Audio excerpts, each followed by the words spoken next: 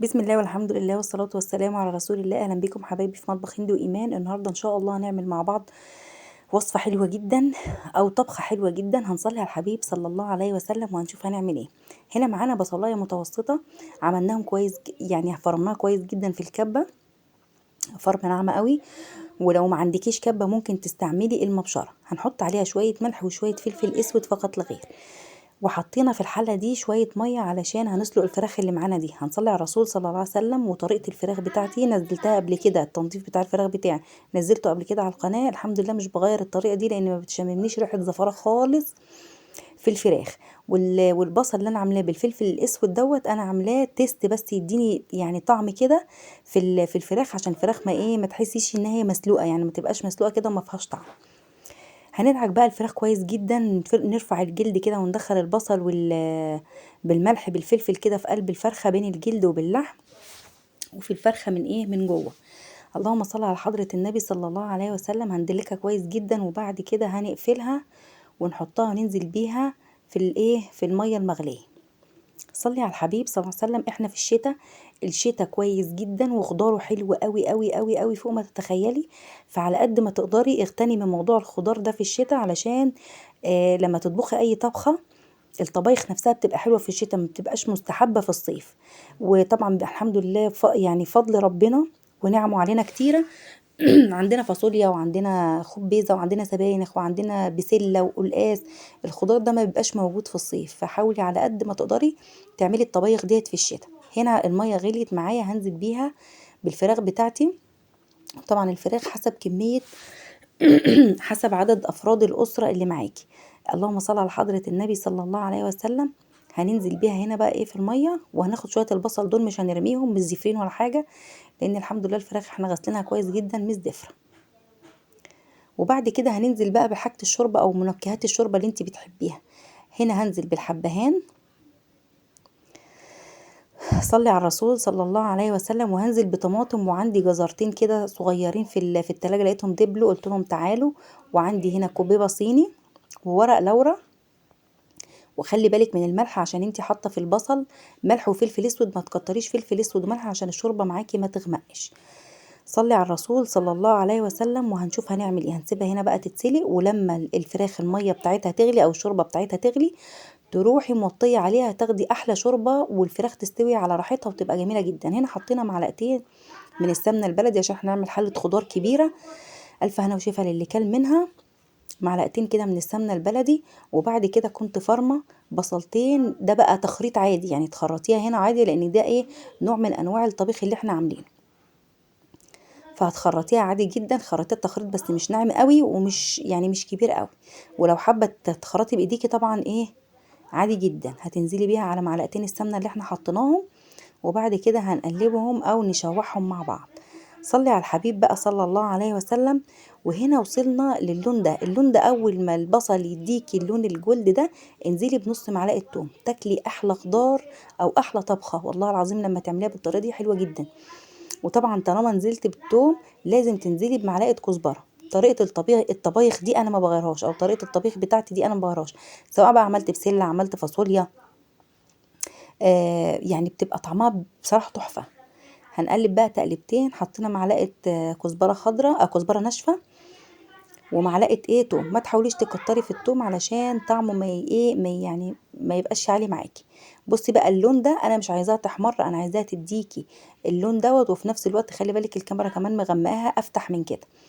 هتقلبيها تقلبتين وكنا عصرين الطماطم، وهننزل عايزه تصفيها الطماطم تمام، مش عايزه تصفيها برضو تمام، فده يرجع لك. بس انا بحب دايما الطبيخ اللي بيتحط على الرز بحب ان انا اصفي الصلصه بتاعته. اللهم صل على حضره النبي صلى الله عليه وسلم. هنا صفيتها وهقلب تقلبتين. لقيتي لون الصلصه معاكي فاتح كده زي دوت، هتروحي حاطه بابريكا. يعني يا ريت على قد ما تقدري ما تستعمليش الصلصه المعلبات علشان خطر جدا. هننزل هنا بمعلقه فلفل اسود. اللهم صل على حضره النبي صلى الله عليه وسلم. وهنزل برضو بمعلقه بهارات اهي اللي هي السبع بهارات. بصي المعلقه الصغيره اللي انا بحط بيها دي مش كبيره. وهنزل بشوية ملح، وطبعا هنحط شوية سكر عشان نعادل الحموضة بتاعت الطماطم اهي.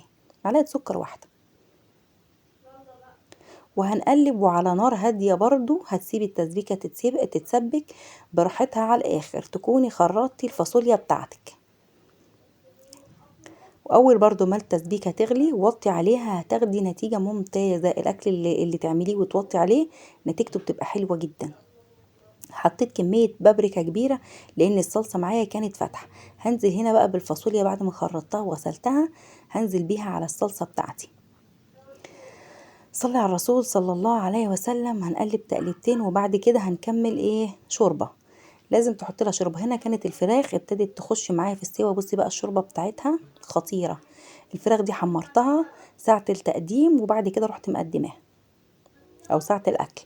هنزل بقى بالشوربه. طبعا انا بصفي الشوربه عشان الشوربه حاطينها لحسن تنزل بقى حبه حبهان، اللهم صل على حضره النبي، ورق لورا بتاع، فتبقى ايه في المصفى احسن.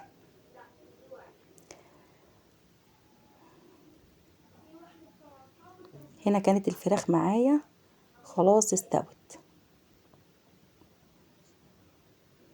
هنقلب بقى وبرضو على نار هادية. هتسيبي الفاصوليا تستوي معاكي وهنشوفها مع بعض دلوقتي. انتي طبعا حاطه لها اللهم صل على حضرة النبي التوابل بتاعتها، فتظبطي الملح علشان الخضار بتاعك لما يستوي يديكي طعم حلو. بصي بقى هنا كنت حطيت طبعا بابريكا خليتها حمرا، واللهم صل على حضرتك. هنا كانت الفاصوليا معايا استوت وركنتها على جنب. الاكل ده انا عملته بدري قبل الغدا، وساعه الغدا انا عملت الرز وقدمت الاكل مش اكتر من كده. انا بس حبيت انزل طريقه الفاصوليا. تعمليها بفاصوليا، تعملي بسله، تعملي خبيزه، تعملي سبانخ. الحاجات دي بتبقى حلوه جدا في الشتاء. هنا بقى هناخد شوربة علشان نعمل ملوخية. دي ملوخية اكياس اللي هي المجففة، عشان انا ما بجففش ملوخية بصراحة، يعني ما بجيبهاش الا لما بنتي بتطلبها عشان ما بتاكلش الملوخية الناشفة، لكن انا بعشق الملوخية الناشفة. علشان كده بصي الملوخية خطيرة بقى بصراحة، عجبتني جدا جدا. اللي هو شهرزاد، نوع اسمه شهرزاد، جميلة جدا. اللهم صل على حضرة النبي صلى الله عليه وسلم. اهو شهرزاد جميلة قوي. النوع الملوخية ده عجبني ونضيف وحلو، وحتى تخريطه حلو، يعني مش وحش. هنا الفاصوليا استوت والفراخ استوت كمان. هنا بقى هنطش الملوخية وما تغطيش الملوخية علشان معلقة سمنة بلدي كده حلوة، وهننزل عليها مش ايه بمعلقة توم برضو محترمة للطشة بتاعت الملوخية معانا. هتقلبيها تقلبتين، واول ما يبتدي التوم يغلي معاكي هتروحي نازله بالكزبره الناشفه. الاكل يا جماعه انا جهزت الرز، وبعد كده اللهم صل على حضره النبي صلى الله عليه وسلم حمرت الفراخ وقدمت الغدا بتاعي كان خلص. علشان كنت بصراحه عملت الاكل كده جهزته عشان كنت رايحه مشوار، فما كملتش بقيه الفيديو وانا غارفه الاكل. اللهم صل على حضره النبي صلى الله عليه وسلم. اهي ابتدت تغلي معايا. هنزل بايه؟ بمعلقه الكزبره الناشفه. الكزبره الناشفه بتخلي الملوخيه في حته تاني. بصي خضار الملوخيه وجمالها خطيره. بصراحه ما اشتريتش ملوخيه خضراء، لان الملوخيه الخضراء الايام دي بتبقى وحشه ومروقه، وتلاقي الشوربه كده طلعت من فوق والملوخيه سقطت تحت. فنصيحه ما تجيبيهاش. لو هتجيبي جيبي مجففه احسن، او لو عندك مجففاه هيكون افضل.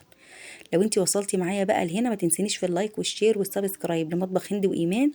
لو انتي مش مشتركه اشتركي وفعلي الجرس عشان ان شاء الله يوصلك كل جديد. بصي بقى اللون ده تحفه، كانت طعمها جميله جدا. لايك بقى وشير وسبسكرايب لمطبخ هند وايمان. شكرا للمتابعه حبيبتي. السلام عليكم.